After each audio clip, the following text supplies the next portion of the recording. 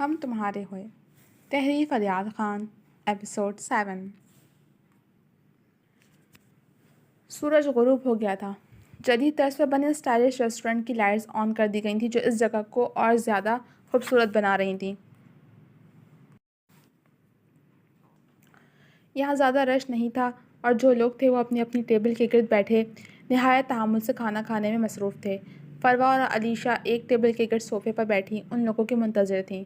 فروا نے ساحل کے گھر جانے کے بجائے خود اس جگہ کا انتخاب کیا تھا. یوں ہی بھٹکتے ہوئے فروا کی نظر داخلی دروازے پہ داخلی حصے پر جا کر ٹھہر گئی. جینز اور وائٹ شرٹ پر ڈارک بلو کوٹ پہنے اپنی تمام تر وجاہت کے ساتھ ساحل اندر داخل ہوا. علیشہ نے بھی فروا کے تعاقب میں دیکھا. ساحل کے ساتھ امرین اور آریان بھی تھے. وہ لوگ بھی انہیں دیکھ کر اسی طرف آنے لگے. Good evening ladies. ساحل پاس آ کر رکا. ایوننگ. بیٹھو. فروا نے مقابل والے صوفے کی جانب اشارہ کیا. تینوں وہاں براجمان ہو گئے. ساحل بیچ میں بیٹھا تھا اور دائیں بائیں امرین اور آریان. فارمل بات چیت کرنی ہے یا ڈائریکٹ پوائنٹ پر آ جاؤں؟ ساحل دلچسپ انداز میں گویا ہوا. میرا خیال سے پوائنٹ پر ہی آ جاؤ کیونکہ یہاں کچھ لوگوں کو ٹو دا پوائنٹ بات کرنا پسند ہے. آریان مخاطب ساحل سے تھا لیکن معنی خیز نظر علیشہ پر تھیں جو سنجیدہ نظروں سے دیکھتے ہوئے بخوبی اس کا مفہوم سمجھ گئی تھی.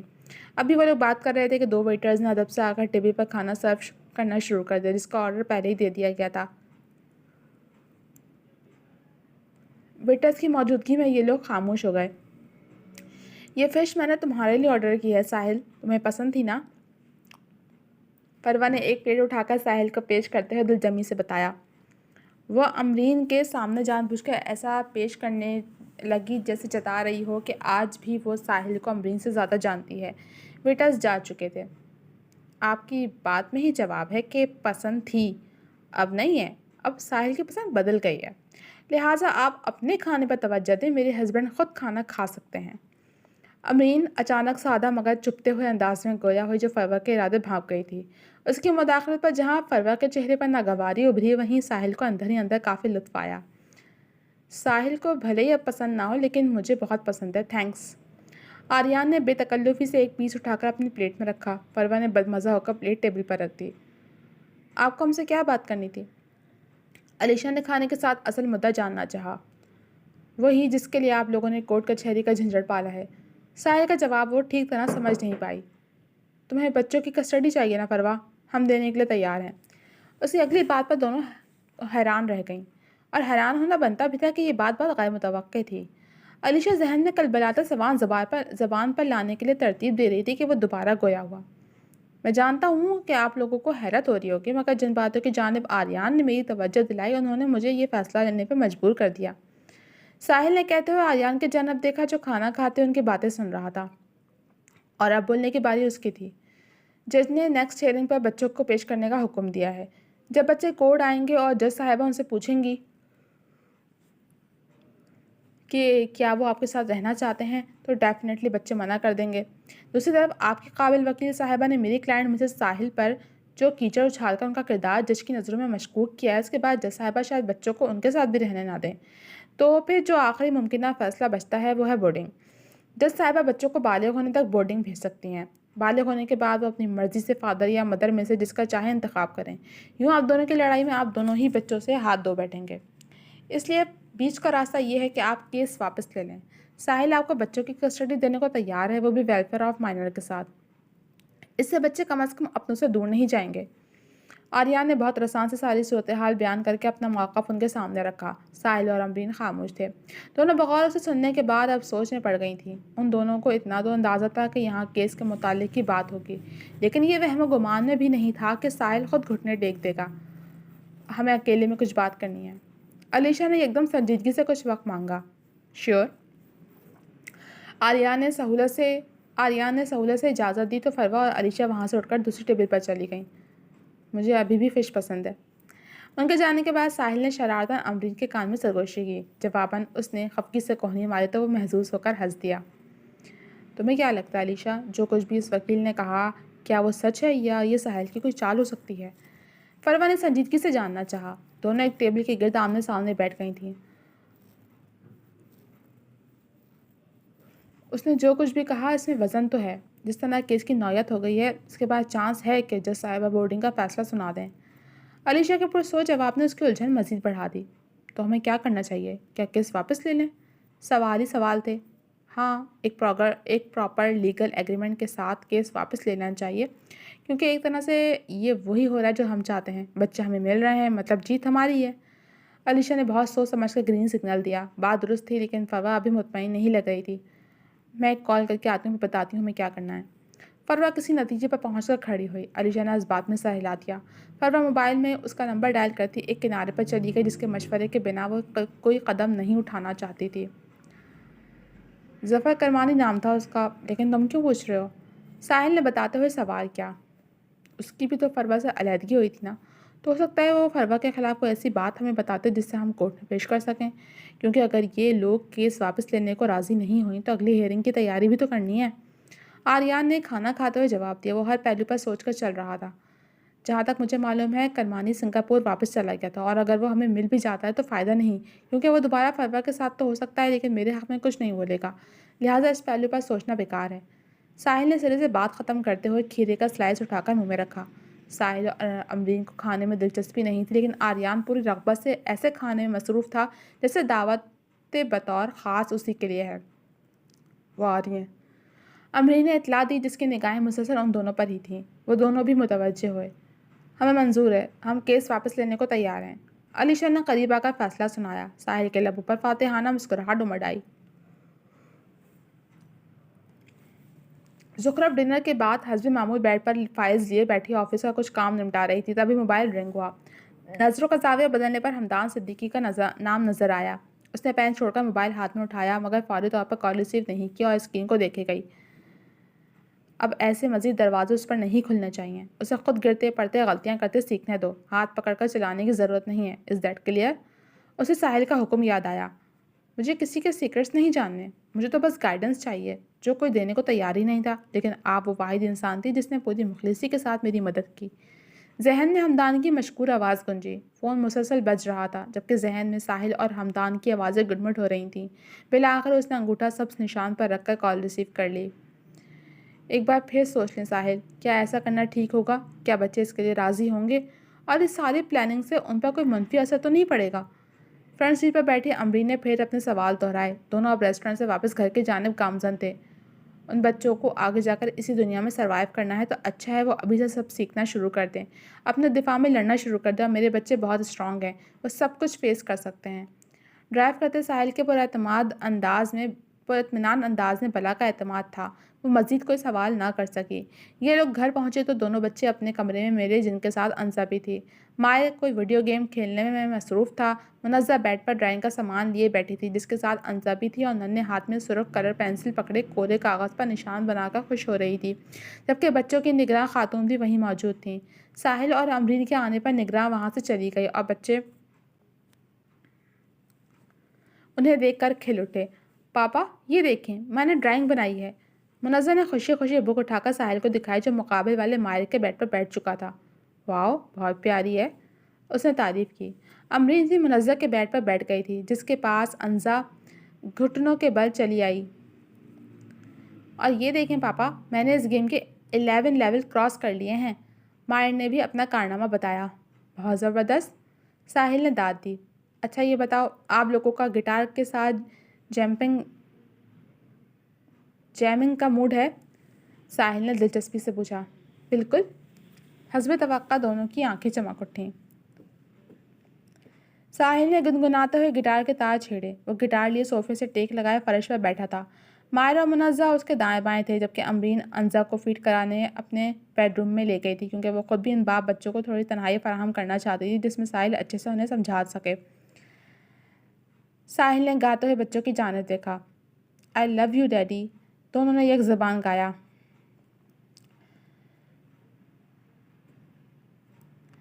تو معصوم، تو شیطان، وہ مسکرایا۔ But you love me daddy, دونوں سابقہ انداز میں پیار سے گنگنائے۔ بہت مزہ آیا۔ اب نیکسٹ کون سا سانگ؟ دونوں نے دلچسپی سے پوچھا۔ نیکسٹ سانگ نہیں، ایک بہت امپورٹنٹ بات ہے جو مجھے آپ دونوں سے کرنی ہے۔ ساحل اس مدعے پر آنے لگا جس کے لیے انہیں اپنے پاس بٹھایا تھا۔ کیسی امپورٹنٹ بات؟ یک زبان سوال آیا۔ ساحل نے فوری طور پر جواب دینے کے بجائے گٹار صوفے سے ٹکا کر اور آلتی پالتی مارے بیٹھ کر اپنی دونوں ہتھیلیاں پھیلائیں۔ آپ دونوں کو مجھ سے محبت ہے؟ اس نے جاننا چاہا۔ بالکل پاپا۔ دونوں نے اپنا ایک ایک ہاتھ اس کی ہتھیلیوں پر رکھا۔ مجھ پر یقین ہے کہ میں کبھی آپ لوگوں کے لیے کچھ برا نہیں چاہوں گا؟ دوسرا سوال آیا۔ بالکل ہے پاپا، ویسا ہی محبت پاش جواب آیا۔ تو اگر میں آپ لوگوں سے کچھ کرنے کا کہوں تو کیا آپ لوگ کرو گے؟ مزید ٹٹولا۔ ضرور کریں گے پاپا، حسب توقع جواب ملا۔ آپ لوگوں کو فروا مما کے پاس رہنے جانا ہوگا۔ بالآخر ساحل نے بم پھاڑ دیا، جسے سن کر فوری طور پر بچے کچھ نہ کہہ پائے۔ لیکن کیوں پاپا؟ ہمیں تو آپ کے امرین مما کے ساتھ رہنا پسند ہے، مائر نے فکر مندی سے سوال کیا۔ صرف کچھ دنوں کے لیے جانا ہے بیٹا، اگر ایسا نہیں کیا تو کورٹ آپ لوگوں کو ہمیشہ کے لیے بورڈنگ بھیج دے گا۔ اس نے اصل وجہ ہی بتا دی۔ یہ کورٹ کیا ہوتا ہے پاپا؟ منزہ نے سوال کیا۔ جیسا آپ کے اسکول میں پرنسپل اور پرنسپل آفس ہوتا ہے نا، ایسا ہی کچھ۔ یوں سمجھ لو کہ اسکول ہمارا سٹی ہے، اسکول کے سارے اسٹوڈنٹ سٹیزن ہیں، کلاس رومز ہر سٹیزن کا گھر ہے، پرنسپل جج ہیں اور ان کا آفس کورٹ۔ جب دو اسٹوڈنٹس میں جھگڑا ہوتا ہے تو انہیں پرنسپل کے سامنے پیش کیا جاتا ہے اور پھر پرنسپل کو جو سزا مناسب لگتی ہے وہ سناتے ہیں اور سب کو ماننی پڑتی ہے۔ ایسے ہی جب دو سٹیزنس کا آپس میں جھگڑا ہوتا ہے تو وہ کورٹ میں جج کے سامنے اپنی پرابلم لے کر جاتے ہیں، جس کے بعد جج اس جھگڑے کو ختم کرنے کے لیے کوئی فیصلہ کرتا ہے۔ اس نے آسان لفظوں میں قانونی نظام سمجھایا، جسے دونوں بغور سنتے گئے۔ تو ہمارا تو کسی سے جھگڑا نہیں ہوا پاپا، پھر جج ہمیں گھر سے دور کیوں بھیج رہے ہیں؟ ماری کے انداز میں معصوم گھبراہٹ تھی۔ آپ کا جھگڑا نہیں ہوا ہے بیٹا، جھگڑا میرا چل رہا ہے آپ کی فروا مما کے ساتھ۔ انہوں نے جج کو شکایت لگا دی کہ میں اور امرین آپ لوگوں کا اچھے سے خیال نہیں رکھتے، مگر وہ رکھیں گی، اسی لیے کورٹ نے مجھے آرڈر دیا ہے کہ میں آپ دونوں کو انہیں دے دوں۔ اس نے کچھ بھی نہیں چھپایا، وہ چاہتا تھا اس کے بچے ہر بات سے باخبر ہوں۔ تو ہم جج کو بول دے دینا کہ وہ جھوٹ بول رہی ہیں، ہم آپ کے ساتھ بہت خوش ہیں، ہمیں کہیں نہیں جانا۔ منزہ کا ننھا دماغ حل تلاشنے لگا۔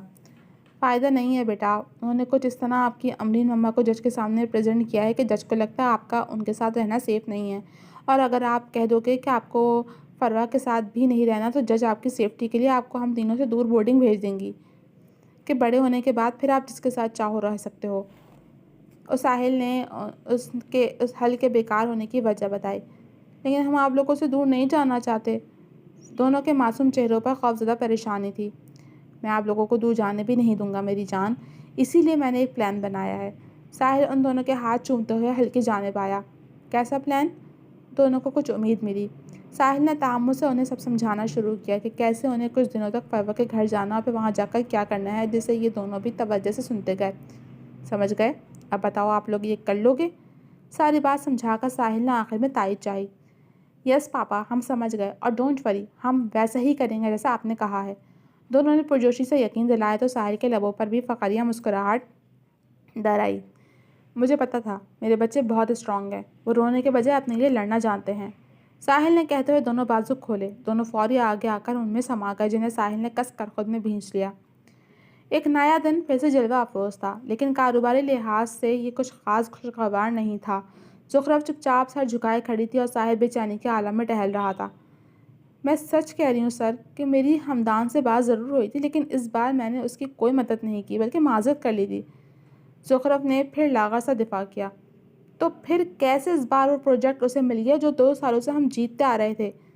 ساحل پلٹ کر دھاڑا تو وہ بری طرح ہل گئی۔ اس کا بس نہیں چل رہا تھا کہ ساری دنیا کو تہس نہس کر دے، کیونکہ سر جیسے آپ محنت کرتے ہیں ویسے وہ بھی کر رہا ہے۔ ذہانت صرف کسی ایک کی پراپرٹی نہیں ہے، ہم سے بڑھ کر ذہین لوگ بھی اس دنیا میں موجود ہوتے ہیں۔ ہر مرتبہ ہار کسی کی سازش کی وجہ سے نہیں ہوتی، کبھی کبھی کوئی ہم سے بہتر اس جیت کا مستحق ہوتا ہے۔ وہ دھیمے انداز میں ہی صحیح مگر بولے بنا نہ رہ پائی، کیونکہ آج واقعی ساحل غلط تھا۔ زخرف کی بات پر ساحل کے تنے ہوئے تاثر حیرت میں بدلے۔ تم کہنا کیا چاہتی ہو؟ صاف صاف کہو۔ وہ نہایت سنجیدہ تھا۔ یہی کہ آپ اوور ریئیکٹ کر رہے ہیں سر۔ مانا بزنس میں سازشیں ہوتی ہیں اور آپ کے ساتھ کئی بار ایسا ہوا، لیکن ہر بار ایسا ہی ہو ضروری نہیں۔ جس طرح آپ بنا کسی کا آئیڈیا چرائے اپنی محنت و ذہانت کے بل بوتے پر آج ایک کامیاب بزنس ٹائکون ہے، ایسے ہی کوئی اور بھی بن سکتا ہے۔ کامیابی صرف ہماری ملکیت نہیں ہے اور نہ ہی کسی اور کا کامیاب ہو جانا کوئی انہونی بات ہے، وقت سب کا آتا ہے۔ اس نے بھی ڈرے بنا اپنا موقف سامنے رکھا، کیونکہ وہ غلط نہیں تھی۔ ساحل بغور اسے دیکھے گیا۔ محنت تو وہ واقعی بہت کر رہا ہے تمہاری برین واشنگ میں، تبھی آج تمہارے لیے وہ صحیح اور میں غلط ہو گیا۔ میں بہت عرصے سے تم دونوں کو نوٹس کر رہا تھا اور میرا شک صحیح نکلا۔ ساحل کا طنزیہ انداز چھپتا ہوا تھا۔ زخرف نے غم و بے بسی سے اسے دیکھا۔ ایسا نہیں ہے سر، آپ غلط سمجھ رہے ہیں، میری اس سے اتنی بات چیت نہیں، بس۔ وہ پھر دکھ سے یقین دلانے کی کوشش کر رہی تھی کہ ساحل نے ہاتھ اٹھا کر روک دیا۔ مجھے اب نہ کچھ سننا ہے اور نہ سمجھنا ہے، تم اب جا سکتی ہو، کل سے یہاں آنے کی کوئی ضرورت نہیں ہے۔ انداز سپاٹ تھا۔ کیا مطلب سر؟ اسے انہونی کا خدشہ ہوا۔ مطلب مجھے اپنے ساتھ وہ آستین کے ساتھ نہیں چاہیے جو بظاہر میرے ساتھی بن کر در حقیقت میرے مخالفین کی حمایت کریں۔ ساحل کی بات اس پر بجلی بن کر گری تھی۔ سر، یہ آپ کیا کہہ رہے ہیں؟ میں پچھلے کئی سالوں سے پوری ایمانداری سے آپ کے ساتھ ہوں، آپ اچانک کیسے مجھ پر اتنا بڑا الزام لگا سکتے ہیں؟ صدمے کے مارے اس کی آنکھ سے آنسو نکل پڑے، کیونکہ نیت میں فتور بھی اچانک ہی آتا ہے، اور اس بار خطرہ بھانپ کر بھی درگزر کرنے والی غلطی میں نہیں کروں گا۔ تمہارے لیے جابز بہت، میرے لیے سیکرٹری بہت، اب تم جا سکتی ہو۔ بے لچک انداز میں حکم سناتے ہوئے ساحل نے اپنا رخ پھیر لیا۔ زخرف کے آنسو مسلسل بہہ رہے تھے۔ وہ حیرت و صدمے سے اپنی جگہ ساکت ساحل کی چوڑی پشت دیکھے جا رہی تھی، جس نے محض ایک لمحے میں زخرف کے کئی سالوں کی ایمانداری اٹھا کر منہ پر مار دی تھی، وہ بھی اس جرم کے باعث جو اس نے کیا بھی نہیں تھا۔ اس کے رونے میں شدت آنا شروع ہوئی اور وہ منہ پر ہاتھ رکھتے ہوئے دروازہ کھول کر کمرے سے باہر نکلی۔ دوسری جانب سے خوشباش ہمدان دروازے پر دستک دینے ہی والا تھا کہ زخرف کو یوں روتا ہوا روم سے نکلتا دیکھ ٹھٹک گیا۔ وہ اسے کچھ کہنے کے بجائے تقریباً بھاگتے ہوئے وہاں سے چلی گئی۔ ہمدان بھی ساحل کے پاس جانے کا ارادہ ملتوی کرتے ہوئے فوری اس کے پیچھے لپکا۔ زخرف، کیا ہوا ہے؟ رکیے پلیز۔ وہ فکر مندی سے پکارتا پیچھے آیا، مگر وہ لفٹ میں سوار ہو کر دروازہ بند کر چکی تھی، کیونکہ ابھی ابھی ہمدان کے اوپر آنے کے باعث لفٹ اسی فلور پر ٹھہری ہوئی تھی۔ لفٹ نیچے جا رہی تھی، جس کا انتظار ترک کر کے وہ بھی تیزی سے سیڑھیاں اتر کر نیچے آیا، جہاں زخرف آفس سے باہر نکلتی نظر آئی۔ وہ بھی پیچھے بھاگا، جبکہ آس پاس موجود چند ورکرز یہ غیر معمولی سرگرمی دیکھ تھوڑے متعجب ہوئے۔ زخرف باہر آ کر لان کے حصے میں چلی آئی اور ایک کونے میں نصب بینچ پر بیٹھ گئی۔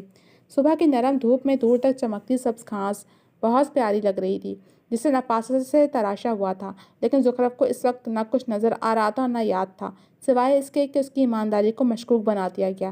ہمدان بھی پھولتی سانسوں کے سنگ پاس آ کر رکا۔ کیا ہوا زخرف؟ آپ ایسے رو کیوں رہی ہیں؟ وہ پنجوں کے بل اس کے پیروں کے پاس بیٹھا۔ مسلسل رونے کے باعث زخرف کا چہرہ سرخ ہو گیا تھا، جس پر سنہری دھوپ پڑ رہی تھی۔ زخرف، پلیز کچھ تو بتائیں، مجھے فکر ہو رہی ہے۔ ہمدان نے اسے گھٹنوں پر ہاتھ رکھتے ہوئے جاننا چاہا۔ وہ آنکھوں میں کئی سارے فکر مند سوال لیے سر اٹھائے دیکھ رہا تھا، جس کے بال اور آنکھیں دھوپ میں کتھئی تاثر دے رہے تھے۔ ساحل سر نے دغا بازی کا الزام لگا کر مجھے جاب سے نکال دیا ہے۔ بالآخر وہ ہچکیوں کے درمیان گویا ہوئی۔ کیا؟ لیکن کیوں؟ وہ بھی سخت حیران ہوا۔ زخرف نے بمشکل خود کو قابو کرتے ہوئے منوعن ساری تفصیل بتا دی کہ ساحل کے ہمدان کے بارے میں کیا خیالات ہیں، اور اسے لگتا ہے کہ زخرف ساحل کے طریقے بتا کر اس کی مدد کر رہی ہے۔ او مائی گاڈ! ساحل سر میرے بارے میں ایسا سوچتے ہیں؟ اب حیران ہونے کی باری اس کی تھی۔ یقین کیجیے، میں بزنس کی دنیا میں کسی کو ہرانے نہیں آیا، بلکہ میں تو یہاں اپنے بلبوتے پر اپنی پہچان بنانے آیا ہوں، اور ساحل سر کو ہرانے کا تو میں سوچ بھی نہیں سکتا کہ انہیں تو میں آئیڈیل مانتا ہوں۔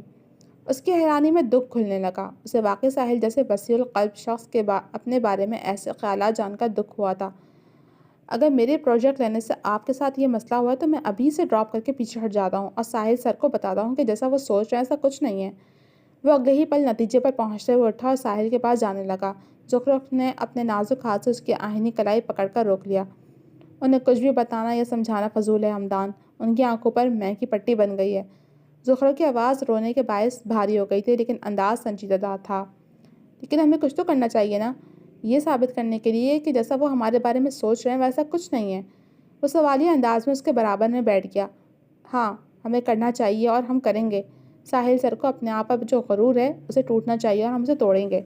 اپنے آنسو صاف کرتے ہوئے زخمی مگر مضبوط انداز میں بولی، جسے ہمدان نہ سمجھی سے دیکھے گیا۔ یہ بات درست تھی کہ ساحل اپنے محتاط انداز کے باعث وقت رہتے ہی کئی دشمنوں سے بچتا آیا تھا، لیکن آج ساحل کے اسی حد سے بڑے احتیاط نے ایک نیا دشمن پیدا کر دیا تھا۔ اب ساحل کے مقابل جو دشمن آیا تھا وہ ایسا شخص تھا جو دوستوں کی قطار سے نکل کر دشمنوں کی صف میں جا کھڑا ہوا تھا، اور یہ دشمن کی سب سے خطرناک قسم ہوتی ہے۔ بے وجہ لگ جائے الزام تو کیا کیجیے، پھر یوں کیجیے وہ جرم کر ہی لیجیے۔ جی تو جناب، کلاسک انٹرٹینمنٹ چینل پہ آپ پڑھ رہے ہیں ناول ہم تمہارے ہوئے۔ تو کیسا لگ رہا ہے آپ کو یہ ناول اور کیسی لگی آپ کو یہ ایپیسوڈ؟ اگر آپ مزید ایسے ہی انٹرسٹنگ ناولز پڑھنا چاہتے ہیں تو جلدی سے ہمارے چینل کو سبسکرائب کر دیجئے، ویڈیو کو لائک کر دیجئے تاکہ ایسے ہی انٹرسٹنگ ناولز کی ویڈیوز آپ تک بر وقت پہنچ سکیں۔ تو مجھے اجازت دیجئے، کمنٹ سیکشن میں اپنی رائے کا اظہار کرنا مت بھولیے گا، ناول کے حوالے سے، ایپیسوڈ کے حوالے سے۔ جلد ملوں گی اگلے ایپیسوڈ کے ساتھ، اجازت دیجئے، اللہ حافظ۔